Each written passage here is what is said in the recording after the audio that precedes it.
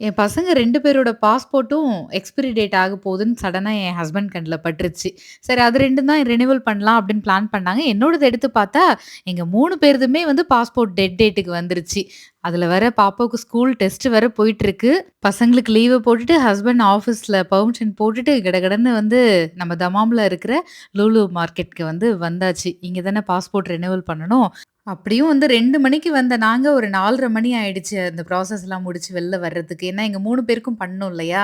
எங்களோட எக்ஸ்பீரியன்ஸ்லேருந்து ஒரு விஷயம் சொல்லணும் அப்படின்னா, நீங்க அப்பாயின்ட்மென்ட் மார்னிங் டைம்ல ஃபிக்ஸ் பண்ணா நல்லாருக்கும் அப்படின்னு தோணுச்சு. ஏன்னா, க்ளோசிங் டைம்ல ஏதாவது ஃபார்ம்ல தப்பா ஃபில் பண்ணிட்டாலோ, வேற ஏதாவது பிரிண்ட் எடுக்கணும், ஃபோட்டோ சரியில்ல, ஏதோ ஒரு விஷயம் இருக்கு அப்படின்னா, திருப்பி கேன்சல் ஆயிட்டு, அடுத்த நாள் திருப்பி வேற அப்பாயின்ட்மென்ட் ஃபிக்ஸ் பண்ணி வரணும். ஸோ, எங்களோட எக்ஸ்பீரியன்ஸ் ஷேர் பண்ணியிருக்கேன். அதுக்கப்புறம் நல்லா பசி எடுத்துருச்சு. ஆளாளுக்கு வேணுன்றதெல்லாம் வாங்கி 3 பேரும் ஷேர் பண்ணியாச்சு. என்ன பாட்டு? பஞ்சு மிட்டாய் சேல கட்டி